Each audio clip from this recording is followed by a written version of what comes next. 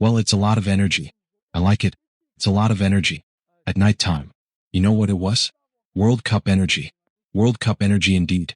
We've got a great game and a great ending to the match earlier on today between the Netherlands and Japan. After 42 minutes, Robbo, upstairs in the green room, said this is the worst game of the World Cup so far. And after he said that, it all kicked off between the Netherlands and Japan. Virgil van Dijk. On target for the Dutch, maybe the greatest nation to never win the World Cup. Nagamura with the equalizer then after 57 minutes. We saw West Ham's Somerville with the goal in 64 before Kamada, late on in the game, leveling things for Japan. This was fun. This was one of those games, Ollie, to enjoy for the neutral. It was fun after what was the minute that you told me? 42, you said 42? Okay. After the 42nd minute? What we saw in the second half from both of these teams was encouraging and at the same time discouraging from both teams. They gave us reasons as to why we should be excited about both the Netherlands and Japan. And they also gave us reasons as to why we kind of go, yeah, these teams, they got round of 16, maybe quarterfinals. And that's about it. In regards to the Netherlands, and this is perhaps why I'm not so high on them. They're winning the game 2-1. When they scored the second goal, great goal by Somerville, by the way, instead of continuing to dominate the game in the manner in which they were up until that point and right around the time that they scored the second goal, they started taking a step back and further back and further back. And I don't know whether that's Ronald Koeman or the players themselves. They just were going to sit further and further and further. And you know who noticed that? The fans in the stadium from Japan who started going crazy. They felt the momentum shifting. And it was the momentum that was shifting. Not so much because Japan were doing a whole lot with it, because the Netherlands just gave them all the initiative and then the fans got behind Japan and they started to believe, and at that point all it took is one service here, one mistake there, or one deflection here, or a header here, and now you're giving up a late goal to Japan. Give them credit, but I think some of that had to do with the fact that the Netherlands decided to take a step back way too early in the match in a moment in which they were dominating. They gave the initiative to Japan and Japan made them pay. Yeah, I think that's fair. And I think for the way that Japan were in that first half, they were very much on the back foot, almost soaking up the pressure and hitting them on the break. I think it's the same way that we saw them beat England, I think, in March time. And they're technically good, very committed, and they will force you back at certain points. But it wasn't a great game from them, I thought, at that stage. But interestingly, in the second half, I'm pretty sure the Netherlands finished with a back five. So you had Nathan Acker, you had Mickey van de Ven, you had Virgil van Dijk, you had Van Hecker, and you had Dumfries. That's good counting, Natum. Good counting. But it's the significance of those players because as well, Ake's coming on, I think at the same time Somerville's coming off. So that's a really negative step, as you've mentioned, and in some ways that is a bit concerning because this game against Japan, obviously it's not an easy game. By no chance will it be that.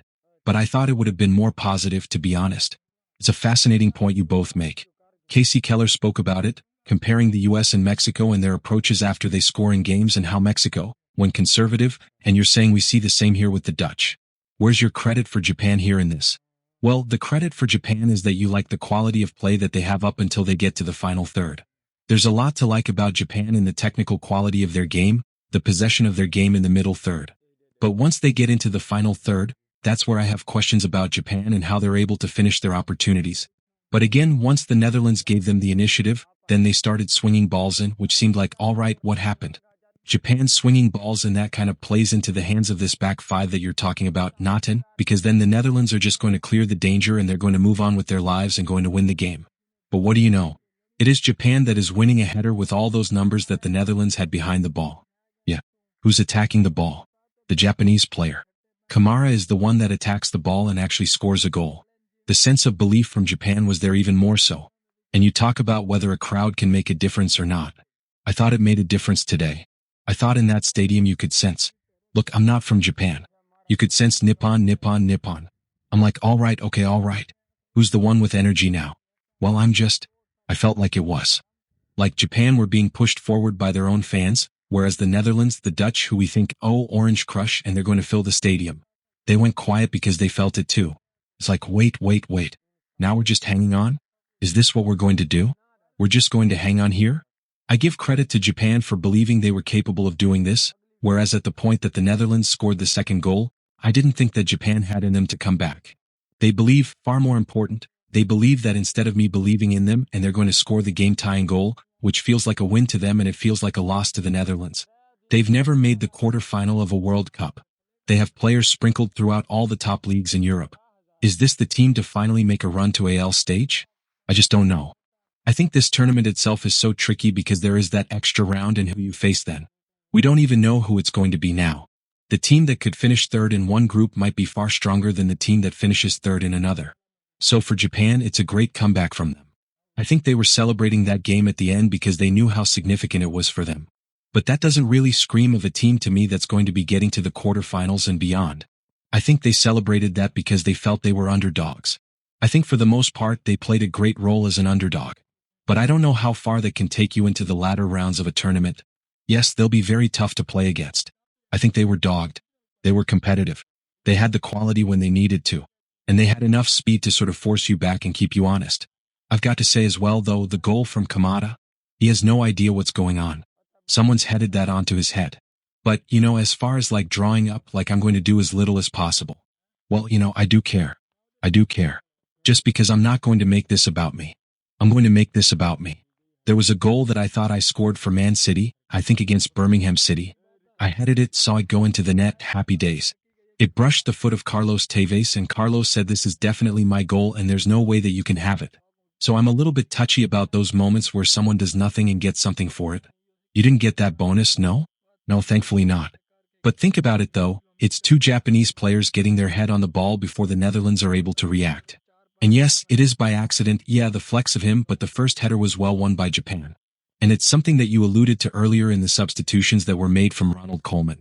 Yeah, you put Nathan Acker back there, but in taking an attacking player, you now have lost the possibility of finding an outlet in the attack when you can take advantage of the fact that you're absorbing some pressure. Japan is committing numbers forward, and if you leave enough numbers for transitions going forward, once you win possession of the ball back, you actually have a threat going the other way. But they took that threat off the field, they took the threat of transition. Memphis Depay is not going to run away from anybody right now at this point in his career. He is not. And so you put him on the field, you have given up the chance of actually getting out and behind Japan. You're just hoping that he can hang on to the ball long enough to release some pressures. Both of you guys are questioning Ronald Koeman today, then. The approach in the last 20 minutes, 25 minutes of the game from Ronald Koeman, I thought was too defensive, too early. You want to make those decisions? Make those decisions with 5 minutes to go if indeed you think that's necessary. But my point is, on the bigger picture, the Netherlands were dominating the game. They scored the second goal, they were in control of the match, and they forfeited that control. They conceded the control to Japan. And that's on both the players on the field and certainly in the substitution pattern of the coach. Craig Burley brought up earlier on today ESPN YouTube page. Go and subscribe and check it out. The leadership of Virgil van Dijk has often been called into question by some bigger figures in the Netherlands. Given the season that he's had, he scored a big goal today. I thought you could see the stress and the emotion on his face before the game today. It felt like he was carrying the weight of a nation in many ways. The Dutch are to be successful. Nathan van Dijk needs to be at the peak of his powers. Yeah, I think he absolutely does, but not necessarily with scoring the goals like he did today. Like firstly, it was a great header and he's somebody carries so much threat. Can I ask a question? Was it not a foul? It's not a two-handed push. It depends if you push your fingers or your palms. This was just more of like a, alright, so it was a nudge. It's more like just one of those. Yeah, so to be fair, the Japanese defender didn't even ask for a free kick, so in some ways sometimes you gotta sell, you would have sold that. I would have gone down. I would have given a foul, I tell you that. I think you're all right though, and I think for him personally, it's been probably his toughest Liverpool season that hasn't featured an injury. I think from the way the season started with losing one of his peers, one of his friends in Hoda, for them to not be able to defend the title the way that they wanted to, and for him to not have his best season after having it the year that he did before lifting the league title. That would be a concern.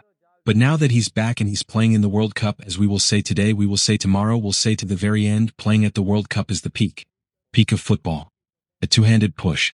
It depends if you push your fingers or your palms. This was just more of like a, alright, so it was a nudge. It's more like just one of those. Yeah, so to be fair, the Japanese defender didn't even ask for a free kick, so in some ways sometimes you gotta sell, you would have sold that. I would have gone down. I would have given a foul, I tell you that.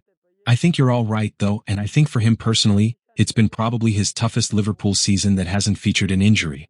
I think from the way the season started with losing one of his peers, one of his friends in Hoda, for them to not be able to defend the title the way that they wanted to, and for him to not have his best season after having it the year that he did before lifting the league title. That would be a concern. But now that he's back and he's playing in the World Cup, as we will say today, we will say tomorrow, we'll say to the very end, playing at the World Cup is the peak. Peak of football. It's the very peak. There's somebody who's kicking the ball for the first time now who's watching this World Cup thinking one day I would love to get the chance to do that, and that's the dream that he's living, and he's walking the team out representing that nation. A nation that's made it to 3 finals. A nation that's never gotten over the line. Who would you be more scared to go up against? Japan or the Netherlands later in the tournament? In the latter stages of this competition, I would not be scared to play either one of these teams because neither one of these teams, I don't want to be negative, I'm in a festive spirit because it's the World Cup, but neither one of these teams really threaten you offensively. Individually, they don't have enough for guys that can break somebody down in 1v1 situations. They don't seem to get enough in the case of Japan out of Taikubo in terms of productivity. He's supposed to be the guy that could make things happen for them in the final third. And I just don't think that the Netherlands have the sort of players that really threaten you and scare you. Gakpo was lively today. Doesn't scare me. Gakpo was lively. Marlon was lively. Somerville scored a great goal as well. But do they scare you? No. I think from my side of things with these two teams in the later rounds, the team that would offer you the most sort of pressure, not necessarily because they're a better side, but I think Japan can play in a style which would frustrate you more. Because Japan, as we saw in the first half of this game, will happily go through long spells of not having possession, will keep you on it enough to be able to go and hit you on the break. Whereas I think from the Dutch side, the moment they take a step back, it's very rare that you see them continue to take steps forward as well. So with the Netherlands, you could get like a toe-to-toe type of game. With Japan, they can hit you late, they can hit you in ways which you probably don't expect. I suppose that we could make these arguments about just any team, and we can have that conversation about Brazil, we can have a conversation about other teams in this World Cup. You think about the Dutch at their best in terms of attacking talent, and you go back to, say, the 1988 European Championships, and you're saying, well, Ruud Gullit and Marco van Basten, well, they're not walking through the door, right? This certainly isn't total football. No, it's half football. All right? And so it's just individually, I don't think they have enough to really push teams in the latter stages of the competition. They're going to get through the group stage. They're probably going to win 1 or 2 knockout matches. But once they get to that next level, I think that's when you feel like, they may have enough ball control in the midfield, but do they have enough in the top end of the field to really scare somebody? I don't think they do. Germany in action earlier on. For the first time in the tournament. If ever there was a David versus Goliath affair, it was this game. The 4-time champion up against Curacao, the smallest nation to ever make it to a World Cup. A nation of 156,000 folks. 7-1 the final score. Curacao did score their first ever World Cup goal. They did level the game, and that's where I want to get the thoughts of our World Cup champion here on the show. Jürgen Klinsmann joining us now. Jürgen, great to have you with us. Kev alongside Ale and Naten. Were you at all a little bit nervous? Just a little bit when Curacao leveled it? No, I was not a little bit nervous. Not at all. But, you feel for Curacao. When they equalize that game, you're happy for them. You know that it will last maybe 10 minutes, 15 minutes, 20 minutes, but you feel for them and you're happy for them because they are obviously the first time ever in a World Cup and they scored their first goal ever in a World Cup, so that's fantastic. I thought overall they gave everything they had. They're absolutely not a bad team, but Germany took care of business. I would call it this way. They were focused. They had positive body language. They were encouraging each other. I liked really the energy that they brought to the field. And obviously one goal came out, rolled in after another. I'm happy for Harvard to get to start a tournament with 2 goals already. I'm super happy that Musiala got already into the tournament and scored a goal.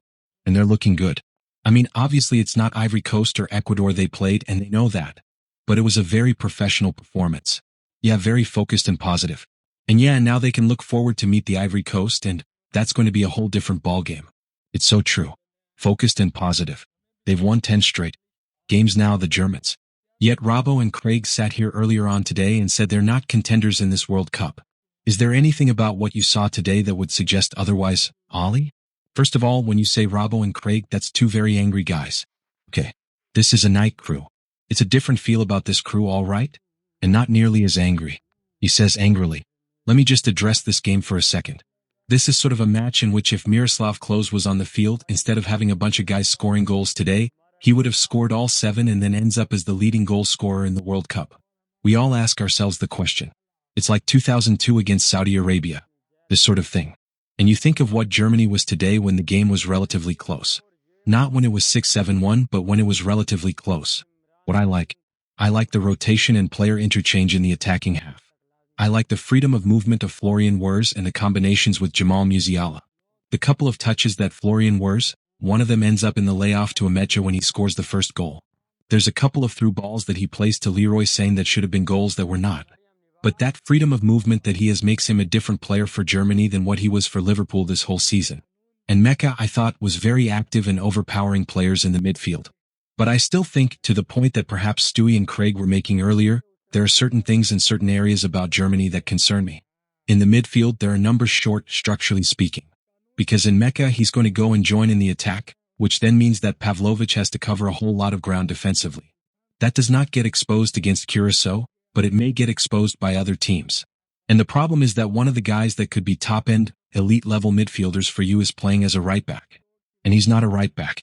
And again, he may not get exposed against Curacao, but if you have anybody that has some sort of speed going against Kimmich on that right-hand side, he's going to get exposed.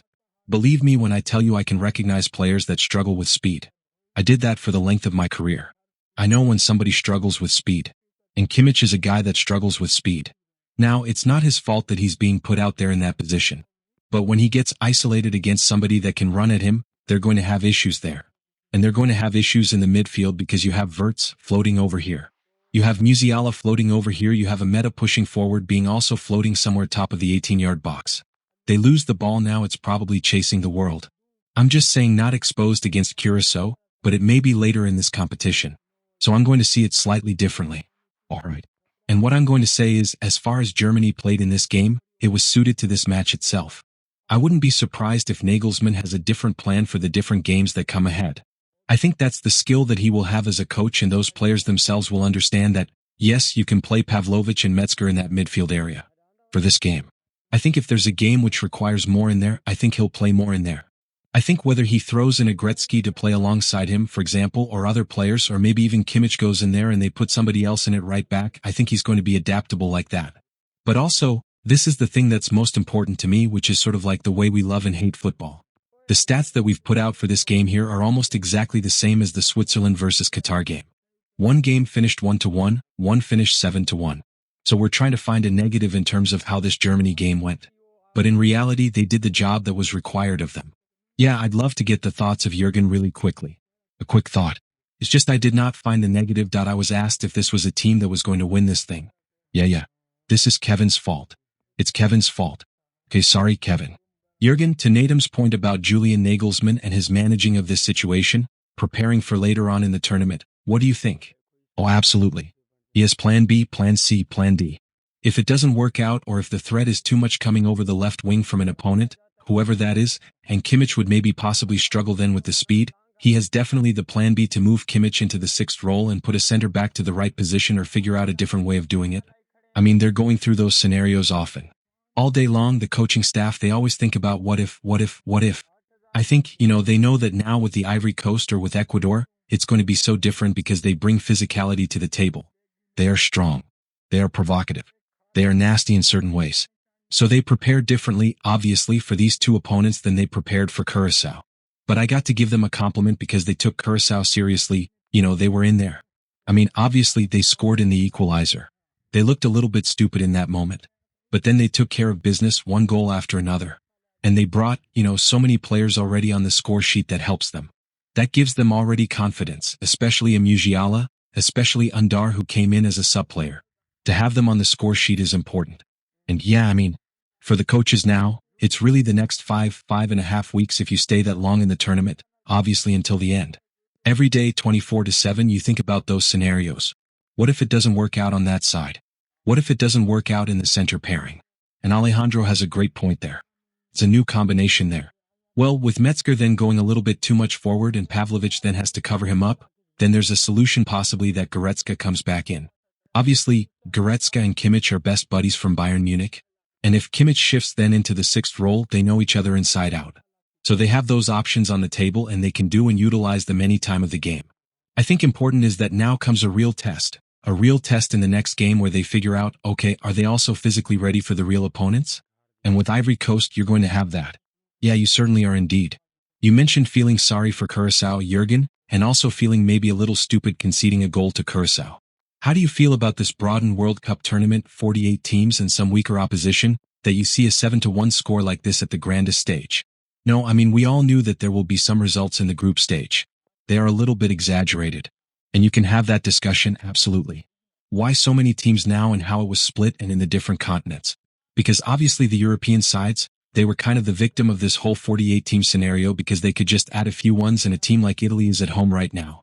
And Ireland, Jurgen, and Ireland. I think it's funny. Yeah, Ireland too. But it's also a wonderful opportunity for a country like Curaçao to get on the world map, to see their fans coming in the stadium. And they cheered their goal as they would have won the World Cup. Those are very emotional moments and will be forever with this nation, forever with this country. So I feel for them too. Obviously, we can talk about the tournament. Does it dilute the product at the end of the day when you widen it to 48 teams? Here and there, it might be the case, but I think still it's cute to see those nations in the group stage. And then from the knockout phase on, from the round of 32, then it's going to be serious business. Yeah. I take what Jurgen is saying, and I know that he means it because he has a loving heart. But had Jurgen been on the field today for Germany playing against Curaçao, this man would have been scoring goals left, right, and center, and he would not have felt sorry for Curaçao. I'm just saying that. I'm just saying. No, Alejandro, you're totally right. I still regret the 1990 World Cup. We played a group stage game against the United Arabian Emirates. I think it ended also 7-1 or something like that. I scored a goal, but I missed, 5, 6, 7, 100% chances. But I did not think, it didn't come up in my mind that actually with one game I can become World Cup top scorer. Easily. And I see still this game in front of my eyes because at the end then Toto Shalaji became best post scorer in 1990. And I had only 3 goals then in a tournament, and I was so mad at myself. I was so angry at myself. So I wish that's why I mentioned it. I want Undav on the score sheet. I want Havertz on the score sheet because get those goals early in the tournament because then they have a chance to be among the top. To be among the Harry Kanes, hopefully at the end of the tournament. Given the profile of this team, Jurgen, who's starting up front for you if you're the coach? We've talked a lot about Dennis Undav here behind the scenes and the qualities that he has. Well, the favorite topic right now in Germany is definitely that he wants. Julian Nagelsmann loves the 4th number 9 role of Havertz. The whole Bundesliga obviously, since Havertz played in the Premier League, wants to see Undar as a number 9 because he scored 26 goals in the Bundesliga, had a great season and is a fantastic kid. Me as a traditional more number 9, in my days we played as 2 number 9s basically in the partnership roles. Yeah, you want this striker that kind of drives the center backs crazy. And obviously, Havertz, he roams around, he comes back in midfield, he goes left, right? So he's a different role. So we have that debate every day. With the German journalists and with the German fans. As long as he wins his games, it will not be too heated for Julian Klinsmann. But as soon as something goes wrong, this will be the discussion, the number 9 role. It's a good thing that 36 years later, Jurgen Klinsmann has turned the page on missing chances against UAE in the 1980 World Cup. Really? Good Lord. It's alright, Jurgen, you did well in that World Cup. Things worked out for you and your team. The Copacabana is Rio de Janeiro when Vini Jr. burst the back of the net. It was a beautiful strike, but it was not enough to get all 3 points against Morocco. One of the most eagerly anticipated group stage matches here at the World Cup. Some of the headlines in Brazil reading, avoided embarrassment, disappointment in debut. Curious to get your thoughts on this one, Ollie. We haven't heard from you. Here's Ancelotti. First of all, here's saying maybe the team was a bit anxious and the nerves were all over the place. The second half was better, but it was still tough, and I'm sure we'll get better. In the first half, we were very unbalanced. We did better in the second half. The result isn't bad. You don't win the World Cup in your first match. It's the first time we're hearing from you, Oli Moreno, on this game. It's a glass half full from Carlo Ancelotti, which you would expect him to be. The sort of doom and gloom that people want around Brazil. I don't think that would help the team if Carlo Ancelotti took that approach. So it's expected that he would be a little bit more positive. What I would say is what was frustrating in watching Brazil play is something that we already knew coming into the World Cup that was a limitation for them, but it was very much a limitation yesterday. The outside backs are not a presence in the attack whatsoever. When have we ever said that about Brazil? At all. And let me just take you to the other side of the field and think about how important Hakimi is for Morocco and how much he gets forward and how influential he is in the attack for Morocco. And I have to imagine, I don't know this for certain, I haven't talked to Ashraf Hakimi, we haven't had a one-on-one conversation, but I'm sure that part of what influenced his game as a right back, as an attacking right back, is watching a guy like Dani Alves. Maybe he's too young to have watched Cafu, hopefully he did. But that's, what you saw from Hakimi is what you would see from Dani Alves, is what you would see from Cafu. You're not seeing it from anybody on the right-hand side from Brazil. You're not seeing from Douglas Santos on the left-hand side. And so it really becomes a team that depends very heavily on whether Vini Jr. can have a moment or two of brilliance and whether Rafinha can run in behind and find some sort of moment. They're not creating enough out of the midfield. They're not creating enough out of wide areas. And so it becomes about the individual in a moment of transition hopefully creating something for Brazil. And this is what they were throughout qualifiers. They had issues in qualifiers because they didn't have enough creativity. They were not dynamic enough. They were not explosive enough. And they are vulnerable defensively because through the midfield, they have some legs that are unable to cover the space. What we saw against Morocco is similar to what we saw throughout qualifiers, so it should not be a surprise. So you're preaching concern. Jurgen Klinsmann, we saw Carlo Ancelotti preaching calm. Where do you stand?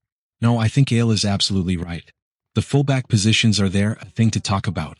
Also, the midfield line, obviously, up front with Grafinha and Minister Juniors, you can always hurt any team in the world.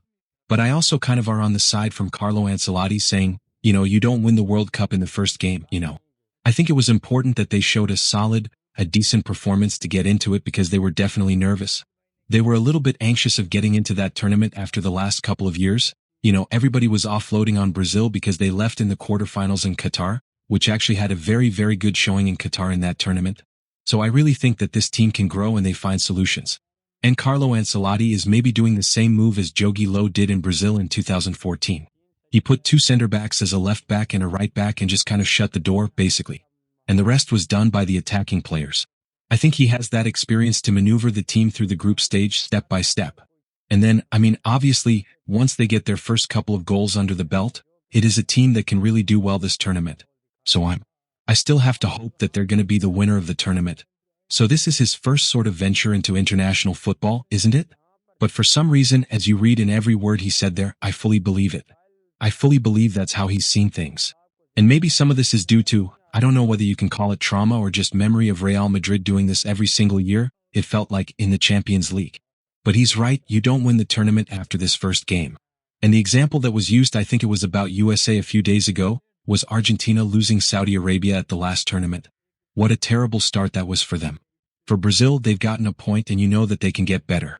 The team is obviously flawed and you've mentioned the point about, say, the fullbacks, the fact that you've got Igor Thiago playing as the niner. I didn't think he was great in that game, to be honest. But I think if we're going to talk about positives that existed within that match, I think quite a few people, as the game was developing, probably thought this was going to be Morocco's game.